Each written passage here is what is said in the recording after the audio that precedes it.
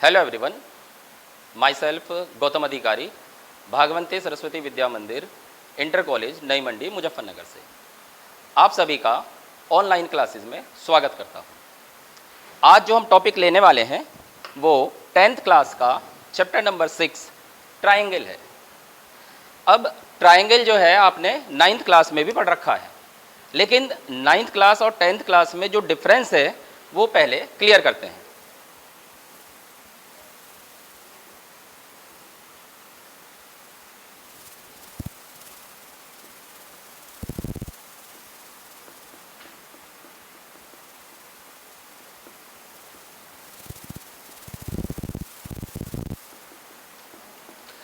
हमने 9th class में पढ़ा था कॉन्ग्रुएंट ट्राइंगल, यानी कि सर्वांगसम त्रिभुज,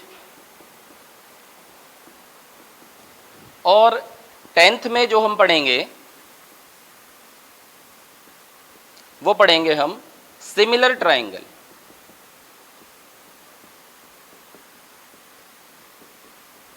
समरूप त्रिभुज।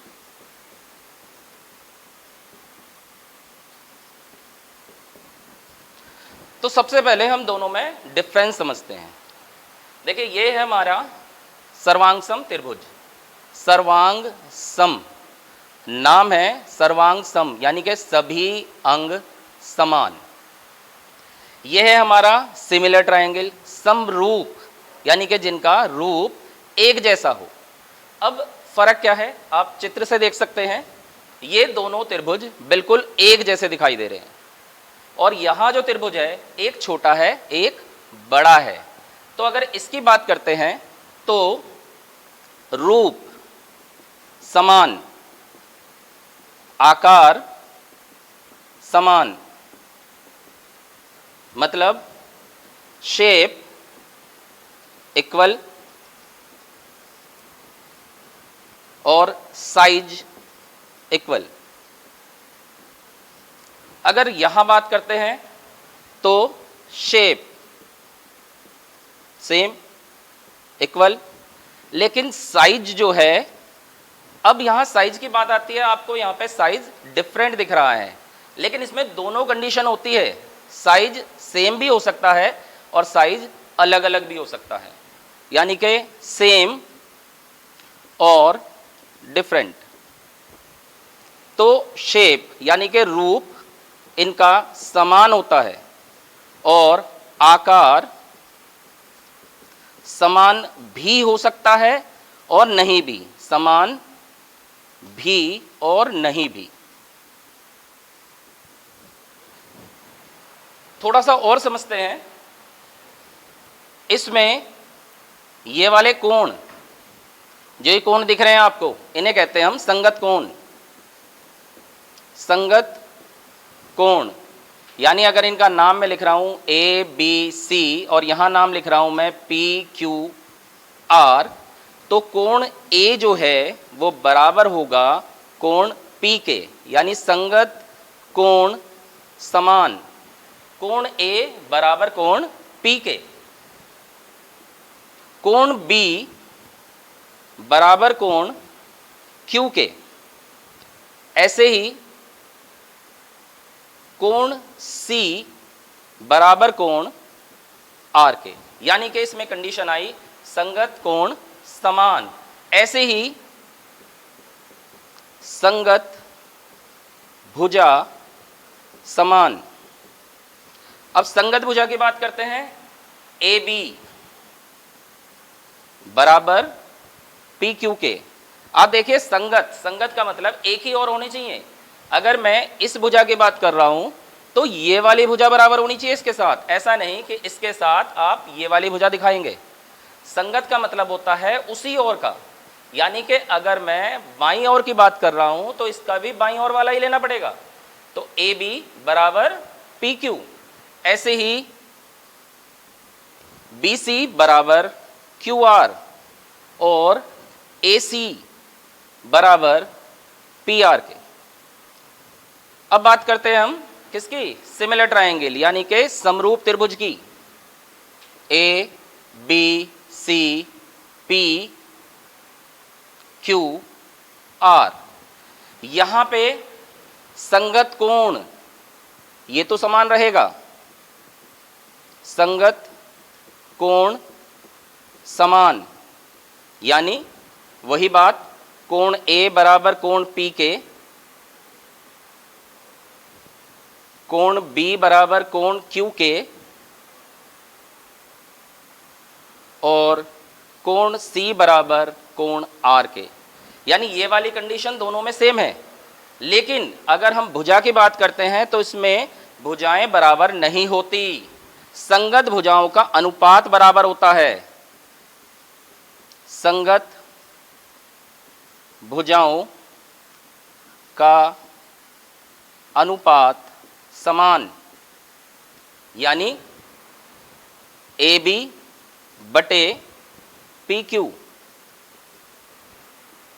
इसका और इसका अनुपात जो है, और इसका अनुपात यानी कि बी सी बटे क्यू आर, और आपका ए सी बटे पी आर, इनका अनुपात समान होगा। तो उम्मीद है आपको दोनों में डिफरेंस समझ में आ गया है। ये हमारा सर्वांग सम था जो हमने 9th क्लास में पढ़ा था, और ये हमारा समरूप त्रिभुज है जो कि अब हम 10th क्लास में पढ़ेंगे। तो चलिए इसके आगे करते हैं।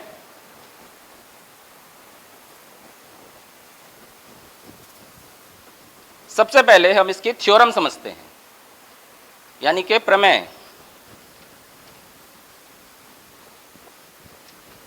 सबसे पहले बात करते हैं हम प्रमेय नंबर 6.1। प्रमेय 6.1, इसे हम कहते हैं समानुपातिकता प्रमेय, या इसका दूसरा नाम थेल्स प्रमेय भी है।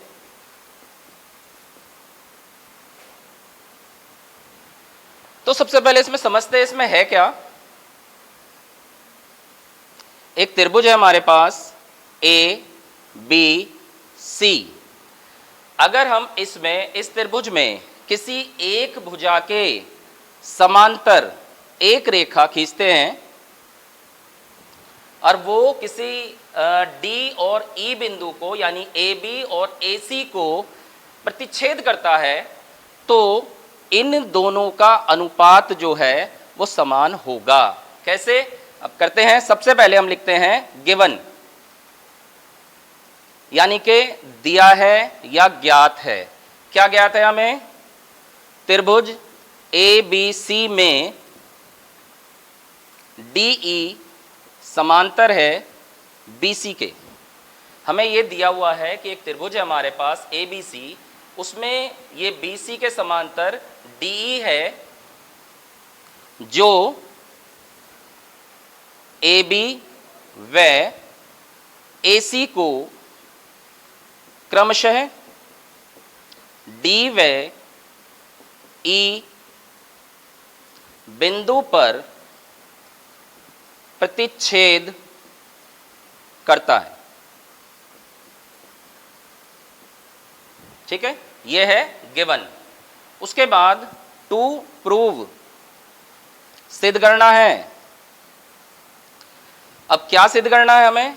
हमें सिद्ध करना है इन दोनों का अनुपात, यानी कि ए डी बटे डी बी बराबर ए ई बटे ई सी, ये हमें सिद्ध करना है। इसके बाद तीसरा पॉइंट आता है हमारे पास कंस्ट्रक्शन, यानी कि रचना। अब इसमें कंस्ट्रक्शन क्या है समझते हैं। हमने बी से एक रेखा, या यूं लिखते हैं बी ई को मिलाया। यह हमने कंस्ट्रक्शन किया है कि बी ई को मिलाया। दूसरा कंस्ट्रक्शन करते हैं हम, ई तथा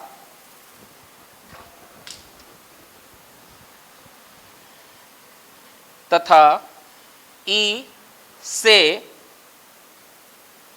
एडी पर लंब EL खींचा। वैसे तो इसमें डबल कंस्ट्रक्शन है, मैं दोनों कंस्ट्रक्शन एक साथ नहीं बता रहा हूं आपको, क्योंकि अगर मैं दोनों कंस्ट्रक्शन बताऊंगा तो यहां पे आप पजल हो जाओगे। मैंने आपको सबसे पहले एक कंस्ट्रक्शन ड्रॉ करा, अब उसको आगे सोल्व करते हैं। प्रूफ,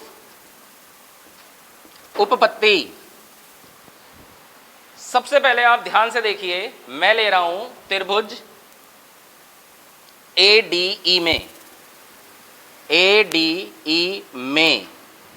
अब इस त्रिभुज की बात कर रहे हैं हम।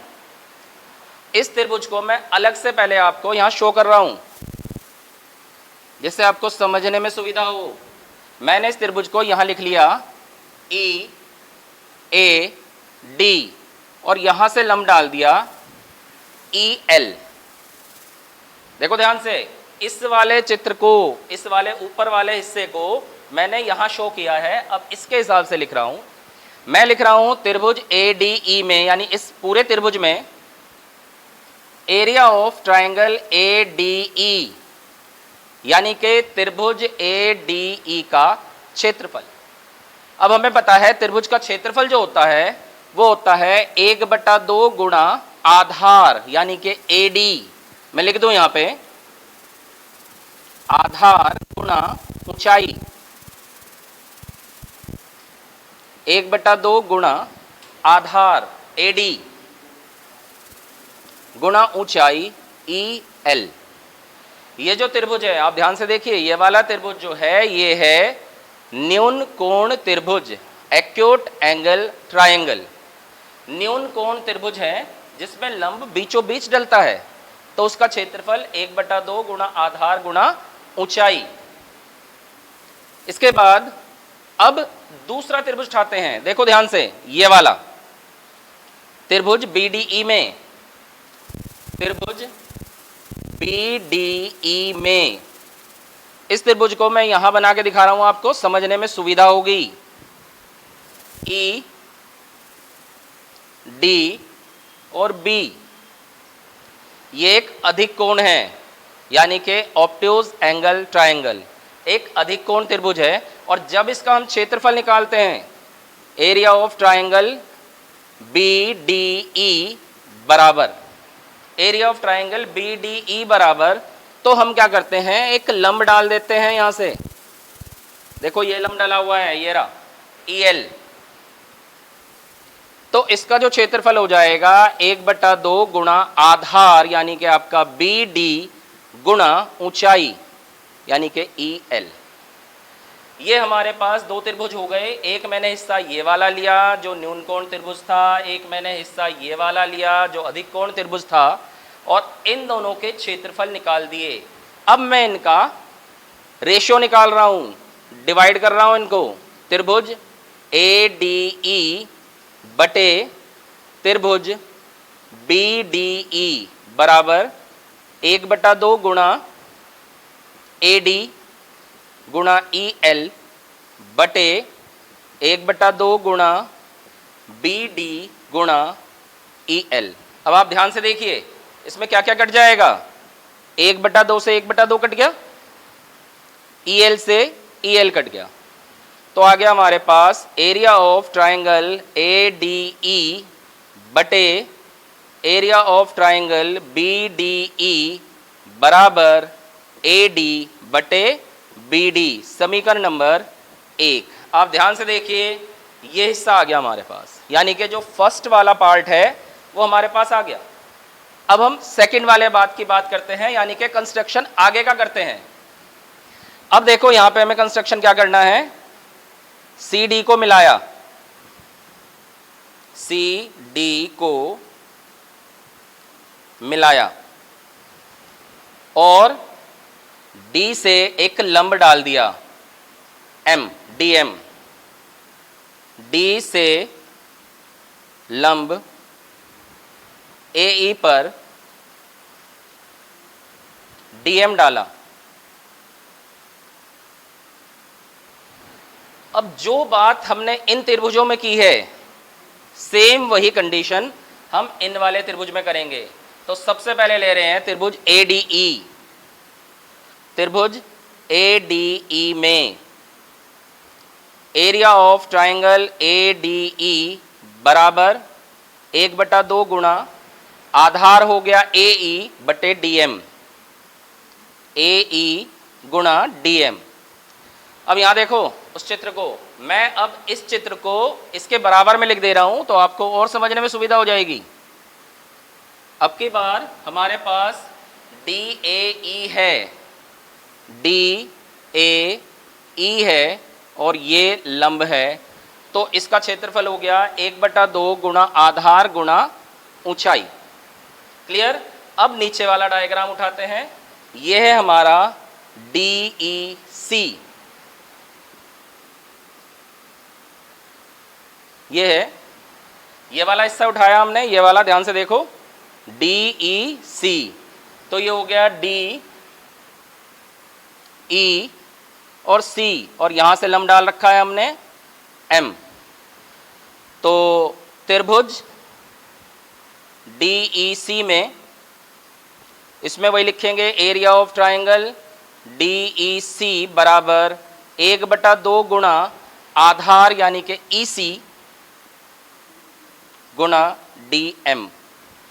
अब जो काम यहां किया था हमने, इन दोनों को डिवाइड कर दिया था, बिल्कुल सेम वही काम हम यहां करेंगे। मैं इन दोनों फिगर को रब कर रहा हूं।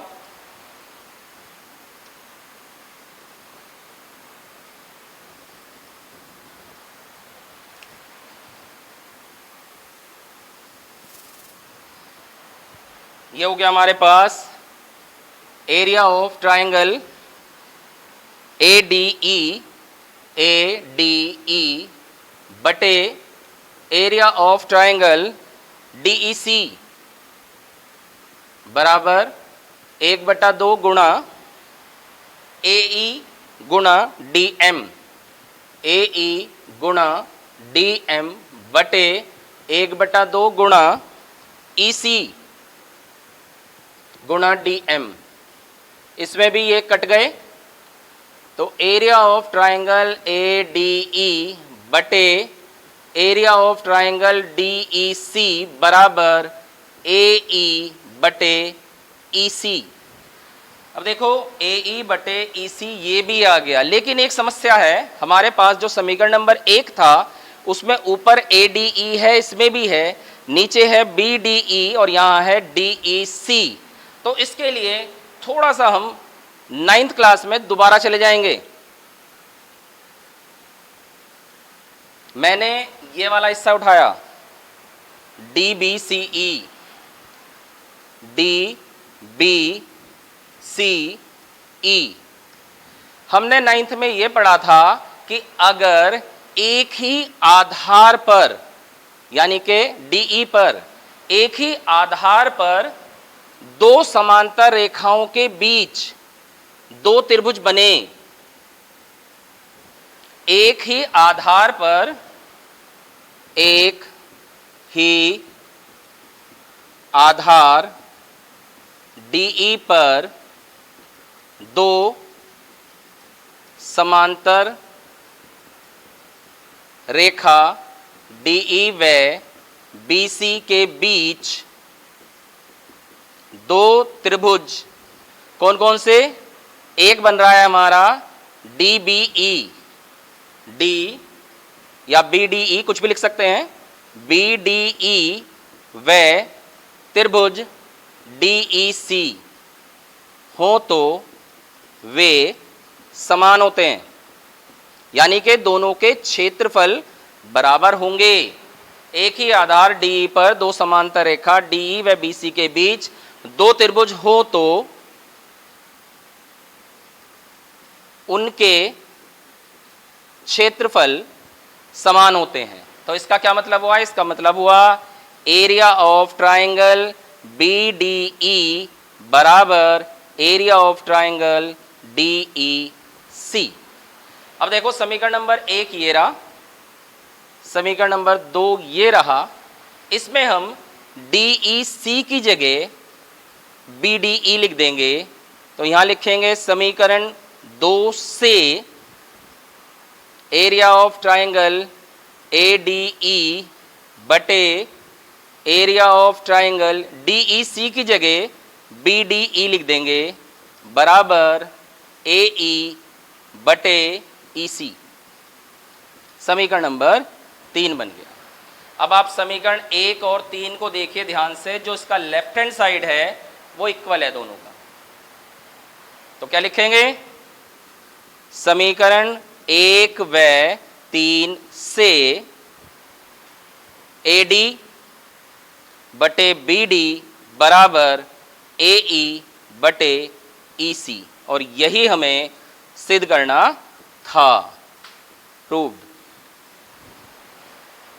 इसको आप ध्यान से करेंगे, स्टेप बाय स्टेप करेंगे। जैसे मैंने चित्र में पहले आधा कंस्ट्रक्शन किया था, आप भी बिल्कुल पहले आधा कंस्ट्रक्शन करेंगे। इस चित्र को आप जरूरी नहीं है फेयर में ही बनाएं, पहले रफ में बना के, बराबर में बना के, फिर आप एरिया चेक करें, आपको बहुत आसानी से समझ में आ जाएगा। क्लियर है? नेक्स्ट चलते हैं हम दूसरे थ्योरम पे।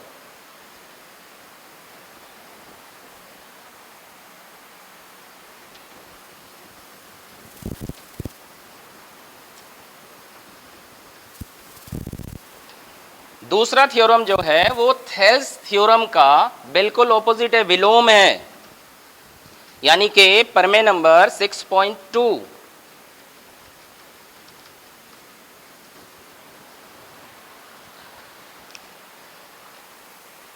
प्रमेय नंबर 6.2। तो क्या लिखेंगे इसे? समानुपातिकता प्रमेय का विलोम।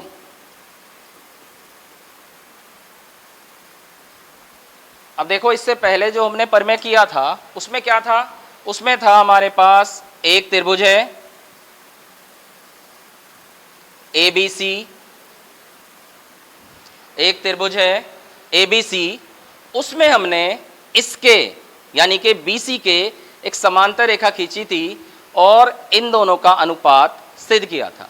अब की बार इसका उल्टा है, यानी कि अनुपात दे देगा और समांतर रेखा सिद्ध करनी है। तो करते हैं, सबसे पहले लिखते हैं गिवन, यानी दिया है या ज्ञात है।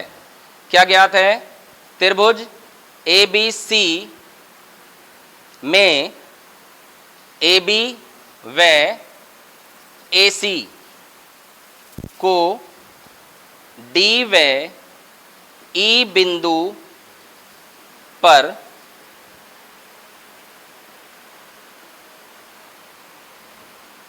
प्रतिच्छेद करती हुई रेखा एल है। और क्या दिया हुआ है? तथा ए डी बटे डी बी बराबर ए ई बटे ई सी।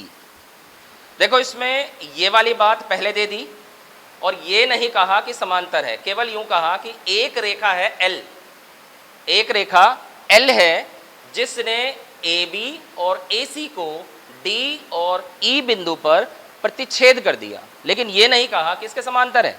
और हमें वो सिद्ध करना है, टू प्रूव, हमें सिद्ध करना है कि डी ई जो है वो समांतर है बी सी के। कंस्ट्रक्शन लेते हैं इसमें हम, रचना। भाई देखो, ये वाली लाइन जो इसने कही है वो समांतर नहीं कही है, तो हम मान के चलते हैं समांतर नहीं है, क्योंकि समांतर सिद्ध करना है। हम उल्टा लेके चलते हैं, हम मानते हैं समांतर नहीं है। यदि डी ई बी सी के समांतर नहीं है, यदि डी ई बी सी के समांतर नहीं है, तो एक समांतर रेखा, तो एक समांतर रेखा डी एफ खींची। हमने एक कंस्ट्रक्शन किया। क्या कंस्ट्रक्शन किया कि हमने मान लिया ये डी एफ जो है बी सी के समांतर है। उसके बाद चलते हैं हम प्रूफ पे। उपपत्ति। तो सबसे पहले बात करते हैं हम थेल्स प्रमेय के हिसाब से, यानी जो पहले हमने प्रमेय करी है थेल्स प्रमेय के अनुसार। भाई क्या कहा था उसने ये कहा था कि अगर त्रिभुज ABC में दो रेखाएं DF और BC समांतर है तो इन भुजाओं का अनुपात बराबर होगा।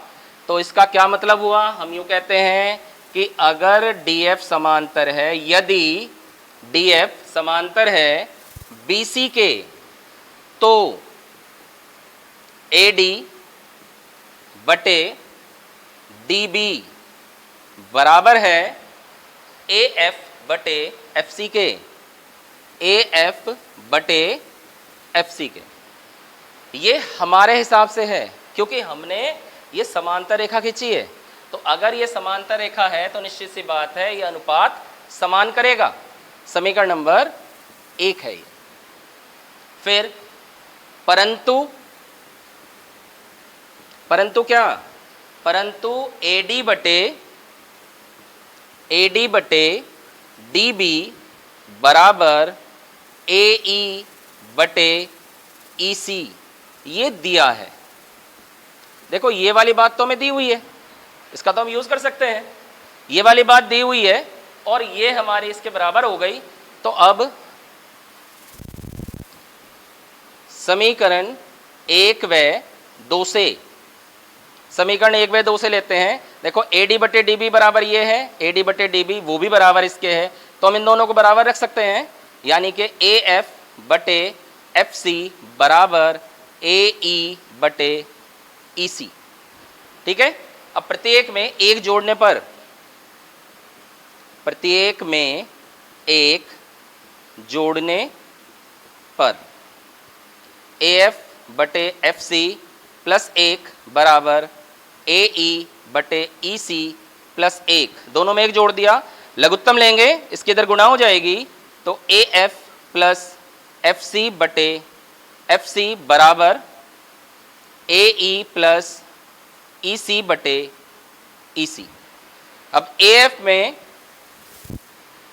में जब आप FC जोड़ोगे, देखो AF में जब आप FC जोड़ोगे तो ये पूरी रेखा हो जाएगी, यानी कि AC। तो AC बटे FC बराबर, ऐसे इधर है AE में EC जोड़ोगे तो ये भी हो जाएगा AC, तो AC बटे EC, AC से AC कैंसिल हो गया, तो FC बराबर EC।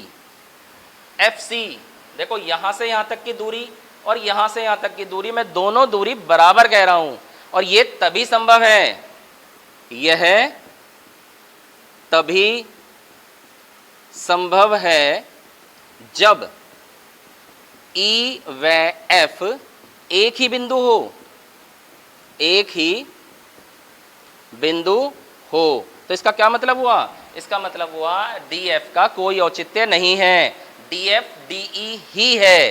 तो अतः सिद्ध होता है, क्या सिद्ध होता है, ये सिद्ध होता है कि DE जो है वो समांतर है BC के, और यही हमें सिद्ध करना था। क्लियर। ये दोनों थ्योरम करने के बाद ही आपको एक्सरसाइज जब आप इसकी करेंगे, 6.1 में तो समरूप के बारे में बताया गया है, लेकिन 6.2 में कुछ ऐसी कंडीशन है जिसमें इसकी हेल्प आपको लेनी होगी। तो इन दोनों थ्योरम को बहुत अच्छी तरह से करें, आपकी ये समझ में आ जाएगा। Thank you.